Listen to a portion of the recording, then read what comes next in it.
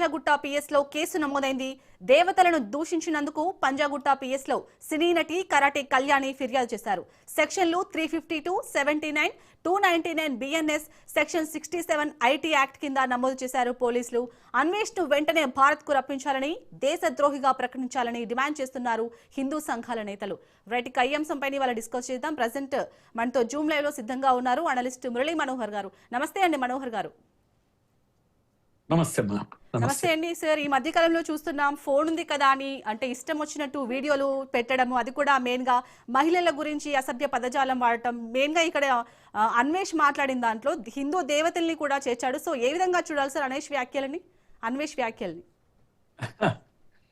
అన్వేషే కాదమ్మా, ఈ సోషల్ మీడియాలో మాట్లాడే వాళ్ళంతా కూడా మంచి పాపులారిటీ ఉంటుంది, చాలా మంది వాళ్ళకు లైక్స్ కొడుతుంటారు, వాళ్ళని ఫాలో అవుతుంటారు కనుక వాళ్ళకు కూడా ఒక ఉత్సాహం, ఎప్పుడెప్పుడు మాట్లాడాలి, ఎప్పుడెప్పుడు కంటెంట్ ఇవ్వాలి, కంటెంట్ జనంతో లైక్ కొట్టించుకోవాలి, లేకపోతే వాళ్ళ యొక్క ఫాలోవర్స్ ని పెంచుకోవాలి. ఇది యూట్యూబర్స్ అందరికి ఉండేటువంటి ఒక లక్షణం. అది మంచి లక్షణమే, తప్పేం కాదు.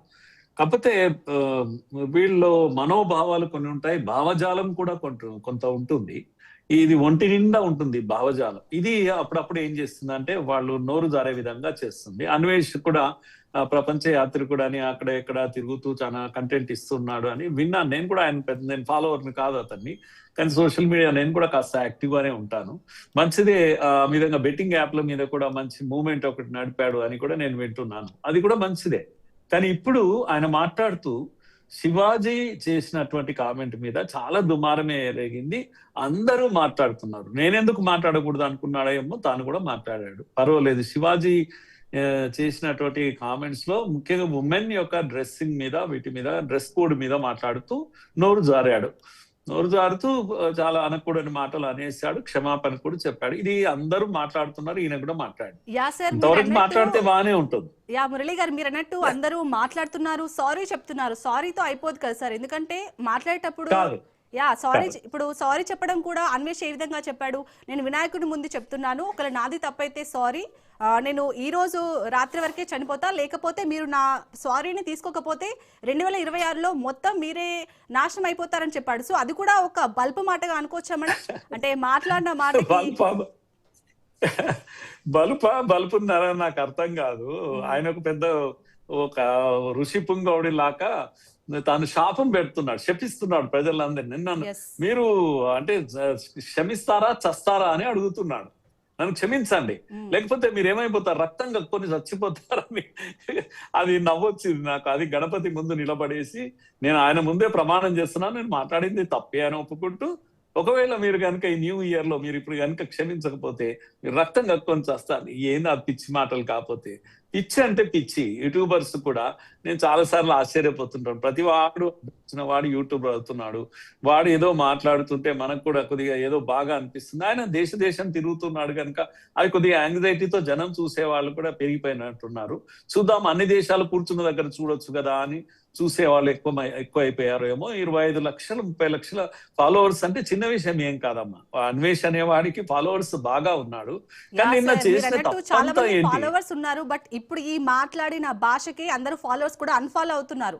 సో కంపల్సరీ భారత్ కి రప్పించాలని కూడా డిమాండ్ చేస్తున్నారు హిందూ సంఘాల నేతలైతే. చేసిన తప్పంతా ఏంటి అంటే, ఒకవేళ శివాజీని తిట్టినా పర్వాలేదు, శివాజీని మెచ్చుకున్నా పర్వాలేదు, శివాజీ వరకే పరిమితం కాకుండా ఏం చేశారో, ఎక్కడున్నారో తెలియదు. సీతమ్మ, ద్రౌపది వాళ్ళను రేప్ చేశారని మాట్లాడాడు. చాలా పిచ్చిగా మాట్లాడాడు. హిందుత్వం మీద చాలా విషమంతా కక్కాడు.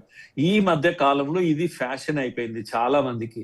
సబ్జెక్ట్ ఏదన్నా ఉండని హిందుత్వం తిట్టాలి, హిందుత్వ ఇది డెంగ్యూ లాంటిది, ఇది దోమ లాంటిది, కీటకం లాంటిది అని ఒక రాజకీయ నాయకుడు తిట్టాడు ఆ మధ్యన. అడ్డం వచ్చిన వాడు సబ్జెక్ట్ ఏది ఉన్నా కూడా హిందుత్వం తిట్టడం అనేది ఇప్పుడు ఇది ఫ్యాషన్ ఆఫ్ ది డే ఈ రోజు.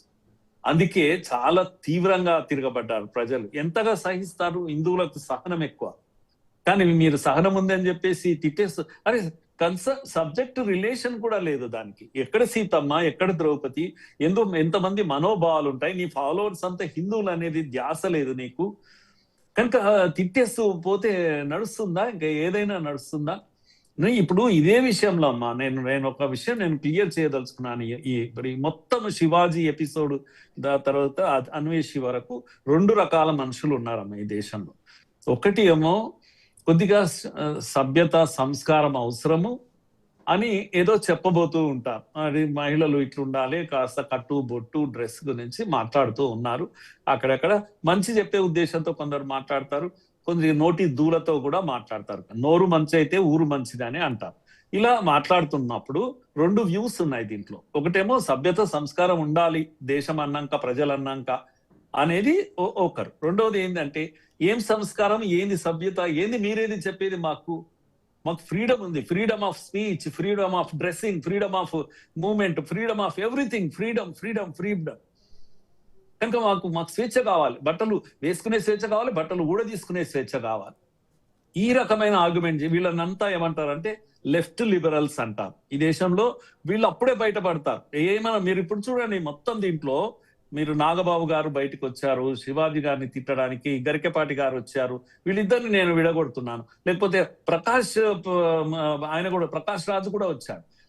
మీరు కనుక చూస్తే క్లియర్ కట్ గా ఏముంటుందంటే గరికపాటి లాంటి వాళ్ళు మాట్లాడితే సంస్కారము సభ్యత అవసరము ఆ మాట అనేది లేకుండే శివాజీ ఎందుకు మాట్లాడాడు, కానీ మంచిదే కదా, మంచి విషయం చెప్తున్నాడు అని ఆయన ఒక వాదన ఒకటి ఉంటుంది. ఏది సంస్కారాన్ని ఇష్టపడే వాళ్ళు కొందరు ఈ దేశంలో. రెండో వాళ్ళు ఎవరు అంటే ప్రకాష్ రాజ్ గాని లేకపోతే నాగబాబు గాని, వీళ్ళంతా ఏమంటారంటే ఏదైనా ఉండనాయా ఆడవాళ్ళకి చెప్పనీకే నువ్వెవడు, వాళ్ళ ఇష్టం ఉన్నది వేసుకుంటారు, పొట్టిది వేసుకుంటారు, ఇంకా కావాలంటే ఇంకా చిన్నది వేసుకుంటారు, నీకెందుకంట, మాకు స్వేచ్ఛ లేదా వాళ్ళకు ఆడవాళ్లకు. కనుక ఫ్రీడమ్స్ స్వేచ్ఛ ఇవన్నీ ఉన్నాయి, ఎట్లయినా వేసుకుంటారు, అది వాళ్ళ ఇష్టం. అనసూయ కూడా అదే అన్నది, నా ఇష్టం నా ఒళ్ళు అని మాట్లాడుతుంది. కనుక ఈ 2 వాదనలో ఒకటి నేను చాలా స్పష్టంగా చెప్పదలుచుకున్నాను. రెండో వాదన ఏదైతుందో వీళ్ళలో 2 రకాలు ఉన్నారు. ఒకటి స్వేచ్ఛావాదం అనేది కోరుకునే వాళ్ళు ఒకటి. రెండో రకం ఏంది అంటే హిందుత్వాన్ని ఈ దేశాన్ని తిట్టడం కంప్లీట్ గా. కనుక ఇప్పుడు ఈ రెండో రకం చెందిన వ్యక్తులు వీళ్ళంతా ముసుగు కప్పుకొని ఉంటారు, చాలా పెద్ద మనుషులుగా ఉంటుంటారు. ప్రకాష్ రాజు కూడా పెద్ద మనిషి, ఆయన కూడా మాట్లాడారు ఇదే విషయం. నో నథింగ్ డూయింగ్, నేను శివాజీని సమర్థించలేదు, పిచ్చిగా ఇంతవరకు మాట్లాడితే బాగుంది. కానీ ఇంకా ముందుకెళ్ళేసి ఈ దేశాన్ని, సంస్కృతిని, వీటినన్నింటినీ ఇక్కడ ఈ దేశంలో ఈ RSS